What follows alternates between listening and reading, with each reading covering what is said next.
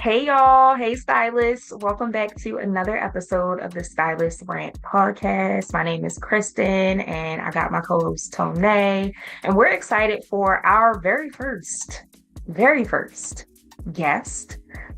She is a beautiful fashion designer, retired fashion designer, Right. now content creator, all things photography, videography, all things media for the most part, behind the scenes. She has a really nice podcast that I was on, and I'm excited to share the episode when it releases called Things Hope For. And Agwe Studios is the name of her business and brand. So, quickly, let people know who you are, and then we'll kind of hop right into it. Okay. Wow. First guest, huh? Yes, I'm really we're excited about excited. that. No, I want to thank you guys so much for having me. Again, my name is Nyorh Agwe. Nice to meet all of you guys, my style girlies. Love it, love it, love it. Let me see a little bit about me. I'm originally from Cameroon. So immigrants roots real deep. Moved to America when I was 6. I've always been a creative, which is very foreign to that kind of immigrant background, which is just a huge part of my story, but made it through, pushed through the nays. Mm. And my first love has always been fashion. I think that fashion was really it was like a live diary of all the things I couldn't speak or articulate or whatever because of how I grew up and things like that. And so fashion kind of became that outlet for me. And then later on in life, it just continued to grow and turned as I got into my journey with Christ, which is a huge part of my life, my faith in Jesus being a huge part of my life, and just continuing onto that journey of fashion. Then I feel like everything that I see the world through fashion, to be honest, and even in my business now, transforming it from a fashion brand to a marketing agency, I still see everything through fashion. And I really do think because fashion is one of those insights to the soul for sure. And it's so powerful, the way that we look at everything. But really, I think as I got into marketing, branding, and media production, I just kind of saw that like we could take it a step further and really utilize that to empower people, specifically small businesses, which is a huge heart of mine. So that's like me in a nutshell. That You're was Cameron good. Early who loves creativity and all things fashion. So. I love it. No, that was good. And it really just is one of the main reasons why I wanted to choose you to be on this show because you live and breathe fashion just like we do as stylists. And I just think it's important to always give a different perspective, whether you're a stylist, a fashion creative, fashion designer. I think it's important to hear from all perspectives just to get inspired and to get motivated. So I know I asked you to introduce yourself quickly, but I don't even think we introduced ourselves. So real quick, if this is your first time tuning in, y'all already know me, so I don't gotta go too deep into it. The Stylist Rant podcast was just a platform created to really introduce stylists and fashion creatives, like I just mentioned, to different perspectives of what being a stylist, what being a fashion creative looks like. And I really wanted a space where we could talk and rant and just talk about all the things that either frustrate us or even the things that motivate us. Tone and I have been working together for as long as I can remember. And this is just the perfect space for us to just talk and be ourselves. So let them know who you are, Tone, because you've been on mute the whole time. Yes, first of all, I'm on mute because I am in the middle of the city, so I don't want any type of horn or yelling or anything to come through. So I'm like trying to time every time I come up off this mic. But hi everyone, it is your favorite stylist and style curator. My name is Tone. I am the CEO of Style Fanatic Stylings, all things sustainable, all things fashion. And y'all know Chris is my girl, so anytime she calls me up like, hey, I have a new idea, we're jumping on it. So now we've gone from Black Women Who Style, Project Style, and now we're on the Stylist Rant. So, hey, we just keep elevating and just trying to, now we're dabbling in our YouTube era. So I'm just excited, and I'm glad that we're able to bring other like-minded creatives along with us. So I'm excited about today's chat. Yes, yes. And the premise behind today's chat is to share her story. Our guest share her story because I know it's going to inspire and motivate each of you all who are tuning in. And we're also talk about Fashion Week. So we're in the month of September right now. This is Fashion Month. Although this episode won't be airing until October, I really wanted to spend some time just celebrating Fashion Month and just talking about what we think New York Fashion Week is all about and our experiences. So I'm super excited to hear your story, Nyorh. Did I say it right? Oh, there we go. I said it wrong. I feel like I said it wrong. Nyorh. It'll roll off the tongue very soon. Don't worry. I'm gonna get it together. But tell everybody about your story, how you got to this point, because I mentioned you were a fashion designer, so they're probably like, wait, so she's not a fashion designer anymore. She's a production studio creative and kind of in the fashion perspective. So tell people how you got to this point. Yeah, that's a great question. So, like I said, it really started off in high school. I think I was just being a huge arts major. Visual arts was like my thing, but there was just something about fashion. I think it's because you could literally wear it, right? Like I could paint something and it was on the wall and my story lived on the wall. But it was something about wearing my story, carrying it around that made me feel like I was more heard, right?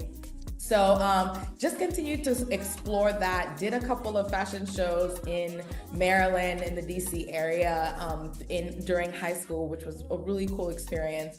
And then I remember watching Project Runway. That was my show back then, okay? Project Runway, and the school that they were filming at, I was like, what school is that? You know, it just hit me at that time that, oh wait, like fashion design is a job. It's a career. People make clothes. I didn't put those two things together. And so it was when I saw that show that I was like, oh, I could really pursue this as a career. So I remember looking up the school that they film at and applying to that school. And that school was Parsons, of course.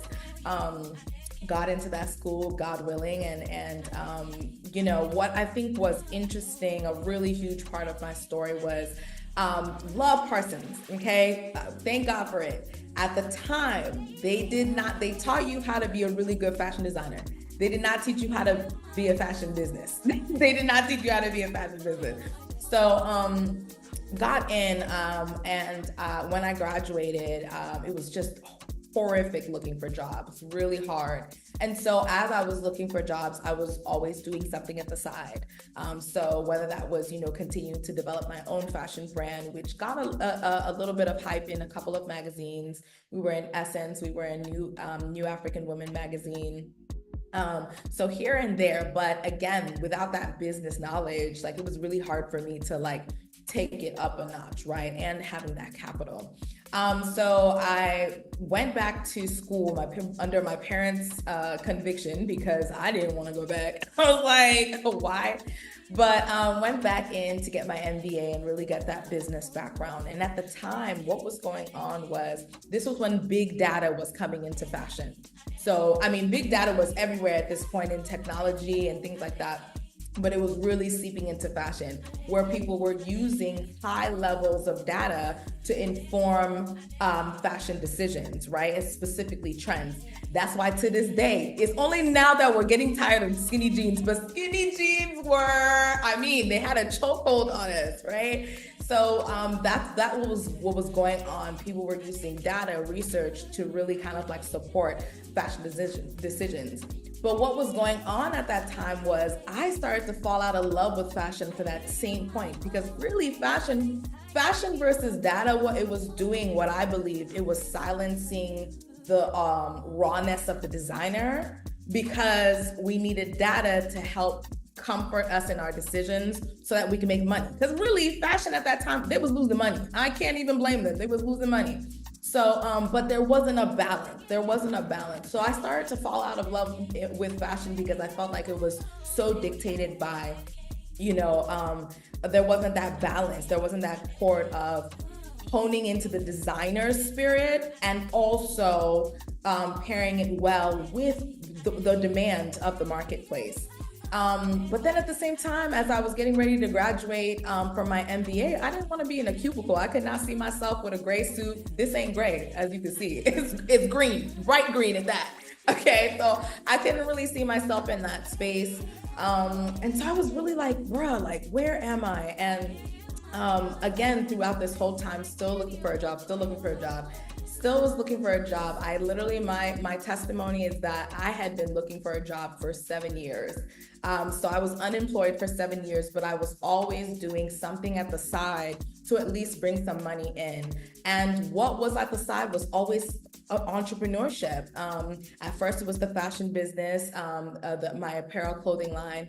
Then that transferred into, hey, like, how could I use my creativity to continue to support other small businesses that's outside of just dressing the CEO or dressing, just dressing them outwardly. And I think at that time when I moved back to Maryland, that's where that merge happened of my love for fashion and my love for business. And that halfway mark kind of met at marketing.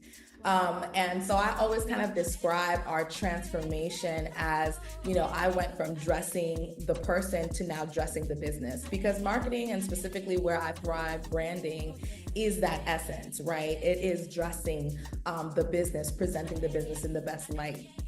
And so that, because I was always getting my hands dirty in something as I was looking for a job, I started to notice that one area was being more blessed than the other. Here I am still looking for a full-time job, but at the end of the day, I was getting some clients, in branding and marketing. Now it was still growing, but there was more of a response here than it was here, right?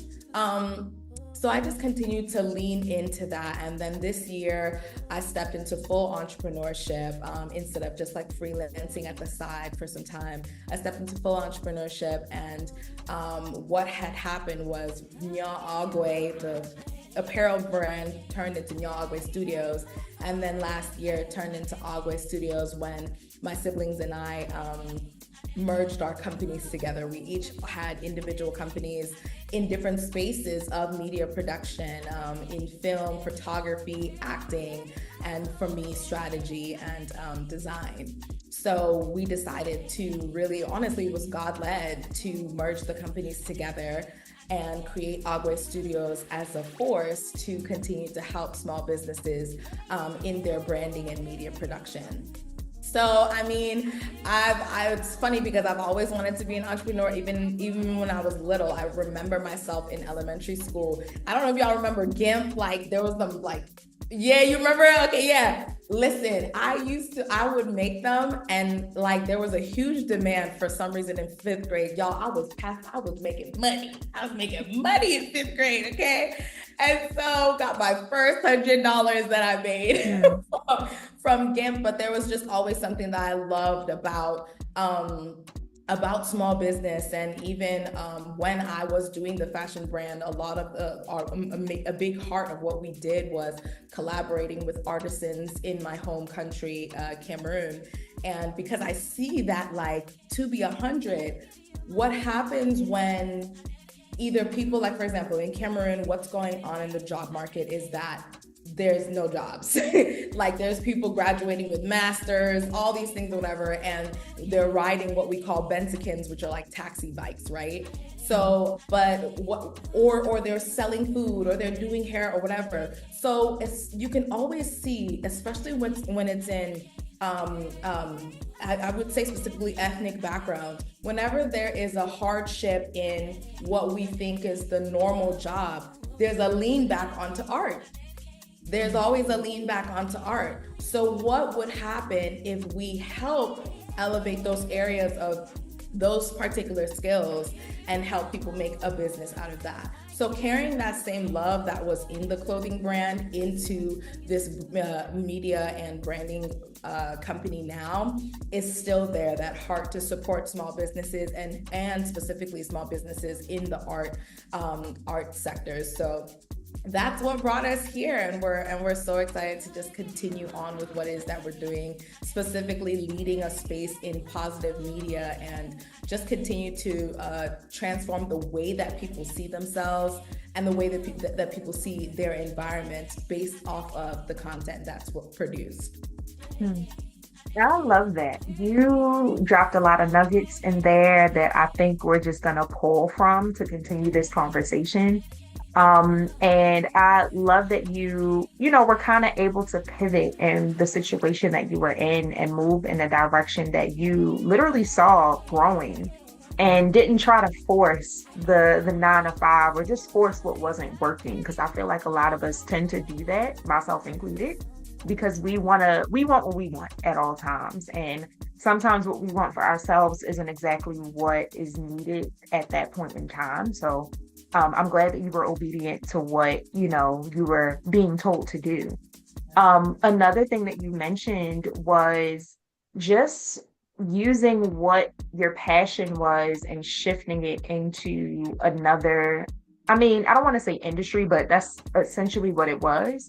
But it's still, you still have that fashion eye. You still, focus on that. So what have you specifically taken from your fashion design and just fashion eye, and like how did that how did that benefit your new perspective on what you're doing now at Agwe Studios, if that makes sense?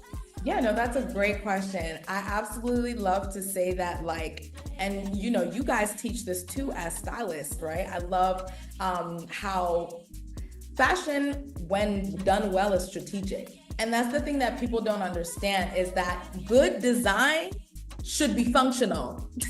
That's literally the definition of design. It needs to be functional. So what is going on is that branding has kind of gotten a bad rep as this thing that, you just look good and that's that, right? But when there's no strategy behind it, there's a lot more that you're lacking. For example, let's just say one of the services that we do is a brand identity kit, right? Like that's your logos and, your brand colors and all these things or whatever. Colors, when you use them colors have a purpose. People respond to different colors differently, right? You guys know, as stylists, if I'm wearing yellow, I'm gonna feel completely different when I'm wearing gray, So it's the same exact thing, right? Fashion, when done well, is strategic. The same, because it's design. And so what we found with working with small business is that, my goodness, small businesses waste money because they unfortunately have stepped into poor design, right? And so you could have a logo, and I mean, you can see this in your everyday life. Literally, if you ride down the street, most people's logos that you see are either red, yellow, blue, green. Red and yellow being the top two, right? Because those are the top two colors that tell our eyes alert. So even that, right? Examples like that in just everyday life, applying that to certain businesses, letting business owners know that, hey, you said that you wanted your brand to feel calming and peaceful and serenity, but yet you got red everywhere. I'm not feeling that. I'm not feeling peaceful and serenity, okay? So I think also those helping people to understand that design needs to be functional. It's not just aesthetics. I love aesthetics. I'm an aesthetics girl for sure, but because we're in business, it needs to make sense. You need to be able to get your ROI back. You need to be able to get your ROI back. So I think that being a major part of it is just helping businesses open their eyes to see that there is strategy behind looking good. There's strategy behind looking good. And also letting them know that, hey, the consumer of today cares about you looking good.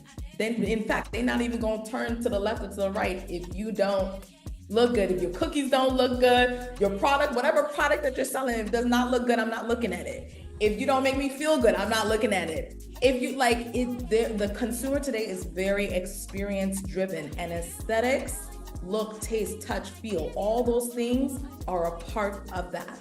So I think what's going on is businesses are great with business, but we can see that there's that other side that's lacking. It's like a right brain, left brain thing. So we come in to help support you in that area, to let you know, hey, business, especially when a business is transformed into a brand, is about emotion. And that's what fashion is about. That's what art is about. All of it is tapping into emotion. And when you're able to tap into those design aspects, you get more than just a product. You get more than just a service. You get something that people connect with, and therefore they stay with you longer. So those are the things that always, have helped me guide my decisions and my clients, like as we're working with them, because fashion speaks to all those things.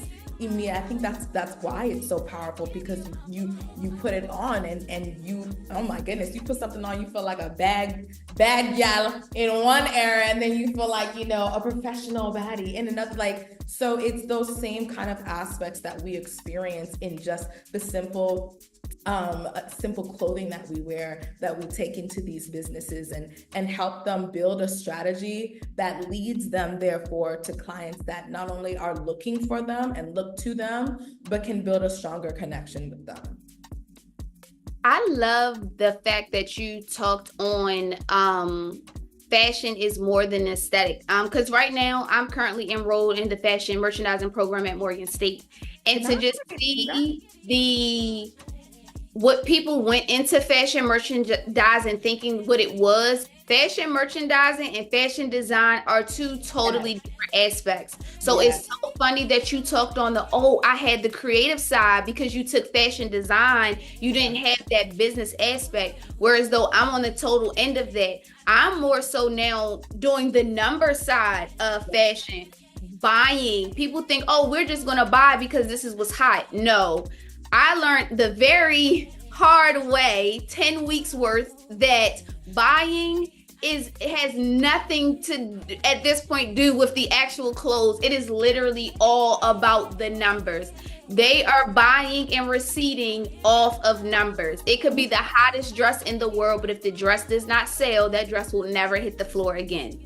So also, to piggyback off of that, when you talked about the aesthetics and having quality pieces, that's a whole nother conversation for itself, because as someone who's been on both ends of the spectrum, that's why I'm such an advocate for slow fashion versus fast fashion, because I believe fast fashion has caused some sort of distort between craftsmanship and design. And I think someone who really shows us really well craftsmanship right now is Daniel Roseberry of Shira Pirelli. It doesn't really, right now, it's just not getting as clean and as luxurious as he's putting out. So I'm just glad that you touched on that. If you are starting a brand or you want to have that brand, it goes more than, do you take pretty pictures? If I order $130 jacket from you, I expect that jacket to be of quality or whatever the case may be. You get what I'm saying? So I love that you touched on that part of, some of us may be really, really good at the creative side, or some of us may be really, really good on the business side. But if you can't make those mesh, you will have a huge problem. So I love that you touched on that, because that is something that I'm currently seeing and experiencing right now in our program, because people have enrolled thinking that fashion merchandising is fashion design, and they get a rude awakening when you're taking it. And it's like, is this an accounting class? It's like, no, it's not. This is so I love that you touched on that. Yep, for sure. Yeah, because I think that what happens is, what we see what people don't understand is the runway plays a specific role. It's about dreaming. That's why you can see the Rick Owens. I just watched the Rick Owens one and I was like, Rick, where are we wearing this to? That's not the point. This is about a dream, right? You're entering into the dream, but what trickles down to us, especially the everyday consumer, I'm not talking about the 1%, I'm talking about the rest of the 99, right?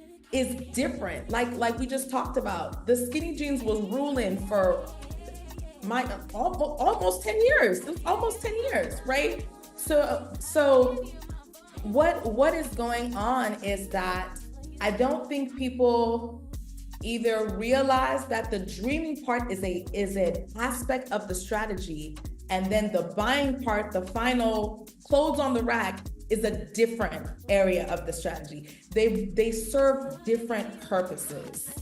right? One is to buy you into the story of the brand, the feel of the brand, all these things. So that way, when you're buying the watch or you're buying the whatever, like you feel like you're a part of it.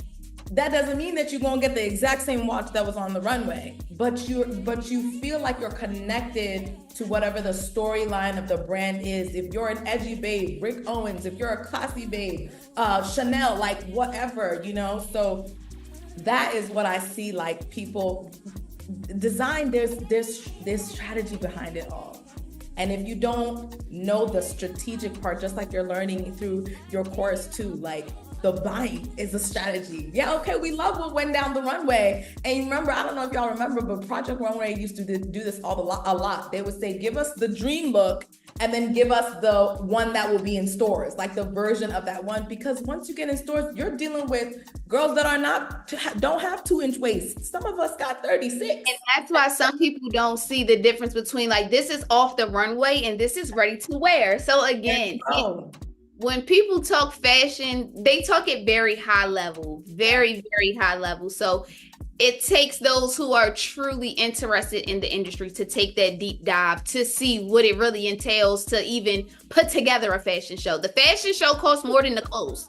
So that's just a whole nother aspect within itself. Like you said, this consumer of today is a very experiment driven consumer. So like you said, like there was a conversation about the brand I'm sorry if I'm pronouncing it wrong, but Agwe Nyorh, I think is how Agwe Nyorh. Okay, see, maybe over my I might be saying it wrong too, but they were saying that the quality of those clothes, a lot of people don't even wear the clothes, but the way that he sells and advertises the brand is what makes you want to buy it, even though you know the quality is probably not going to be the best. So again, I just love that you touched on that topic. Yeah. No, this is all really good. And I'm thinking we need to do a part 2 already. We have to do a part 2 because I know we're coming up on time and I really wanted to make sure we covered everything. But this is really good too. I love the direction the conversation is going because Tone is also a fashion designer as well and stylist. And we talked about this before. Like, I think it's important to know that fashion designers can be stylists as well, but stylists, they can be fashion designers, but you have to actually want to do that. And for me as a stylist, that's not my ministry. But I think it's important to call out that fashion designers can honestly have to be stylists as well because they need to know what looks good on certain body shapes, how their pieces can be shown and showcased, whether it's on the runway or everyday life. And I think that's important to consider. And we may have some stylists listening in who want to maybe branch into being a fashion designer, which is great. But it's definitely important to do your research, like you guys are saying, and really understand the brands, what they represent, how they fit on certain body shapes, the fabrication, like all those things come into play. And also something too, just the business side of things. I feel like you touched on this a bit, just being creative in the fashion industry is what I think brings a lot of stylists and fashion creatives in because they want to have fun. They want to play in clothes all day. But you literally mentioned this, like business is really what sets the foundation for what you're doing. And I know you said you went back to school, but for those who may not be able to go back to school, I know Tone's currently in school right now. And, you know, school is expensive, you know, so for those who can't go back to school or feel like they don't have the funds to do so, if you have some suggestions on what they can do, what would you suggest for them? Great question. I say this to my clients a lot, and actually it's one of the tips that we give in our branding breakdown ebook. I can send you guys the link if you are interested in it.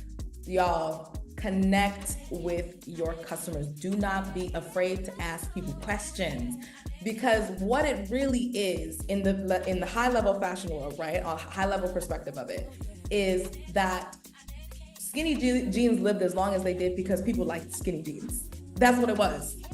You're doing the market research is, hey, what do you like? What are you wearing right now? The market research is literally looking at people walking down the street. Go to your favorite, like, maybe downtown city location or whatever, and just people watch the girlies. What are they wearing? What's the item that they keep? What's the colors? All these things, right? Because what you want to do is, you the designer, you the stylist, you're the dreamer, you're the visionary. We love that about you.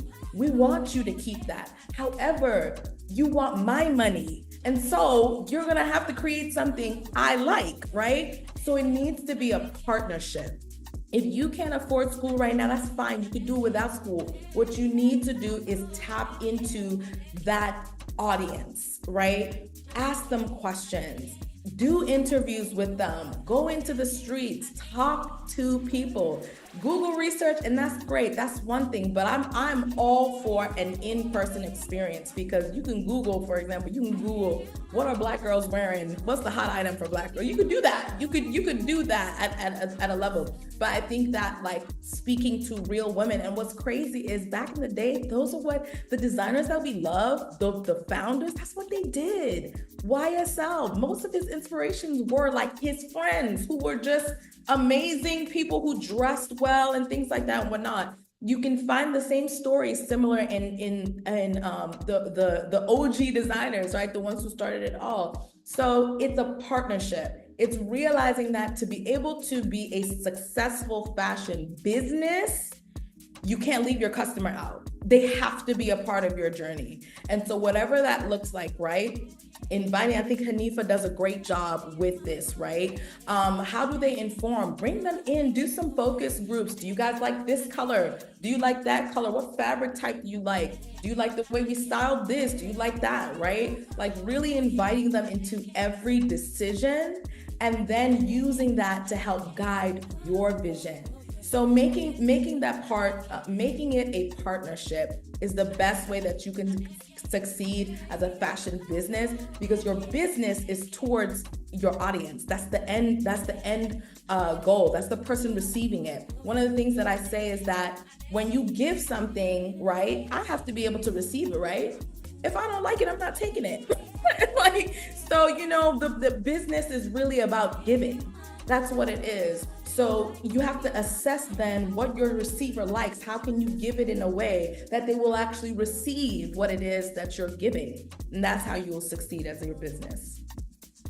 Yeah, I think that's good. And it really is a great segue into us, like, kind of closing out on that note, because I know we talked about in the last episode, Tony and I, really building relationships. So the last episode was all about internships, and I always talked about how getting in the fashion industry, having a business, securing an internship, maintaining, sustaining, is all about building relationships. And we're not just building relationships with brands and clothing designers, but also our clients, y'all, like the people that we work with, because just like she said, we need to solve their problems, and we won't be able to do that if we don't know exactly what their problems are.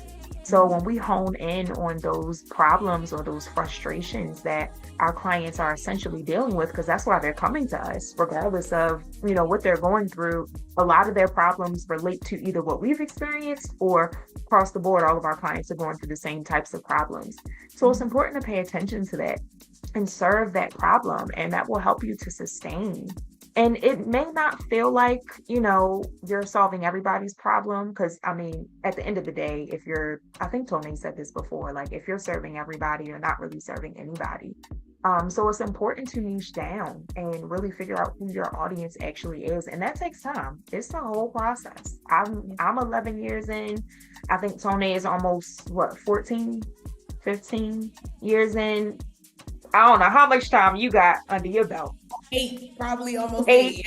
That's still a long time, y'all. So we aren't just waking up and saying, oh, let's do this. Like, it's a whole journey that a lot of people don't see. She was out of a job for 7 years. I've been out of a job 3 different times at different amounts of times.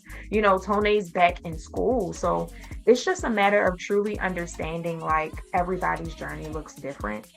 But at the end of the day, we were all chosen to be in this industry for a set purpose. And just really understanding what our specific purpose is, whether that be a stylist, a designer, a creative, in all the things. So I really enjoyed this conversation. I really wish we had more time, y'all, but that means you need to subscribe. That means you need to follow all of us and stay connected, because we're definitely doing a part 2. And that's where we're going to talk more about Fashion Week, since we did not get to it in this episode. But are there any last minute things that you all want to say before we head on out? We only got about a minute left. Literally. Well, I mean, thank you guys for having me again. If y'all want to follow me or the company, it's at Agwe Studios. Me personally, it's Nyorh Agwe. And again, if you want to download our ebook, Branding Breakdown, I would highly suggest it to help you figure out your brand and, most importantly, how to win repeat customers. So we'll make sure to share that link as well. And it was a pleasure being here with you guys. Yeah. Thank you so much for your time. Like, this was an awesome conversation. It wasn't just riff, it was actually super valuable information that I think that, you know, people, like Kristen said, the stylists are tuned in. I think this was great information and valuable information. So thank you so much. Thank you. Thank you. And thanks y'all for tuning in. We'll see y'all next time. Bye.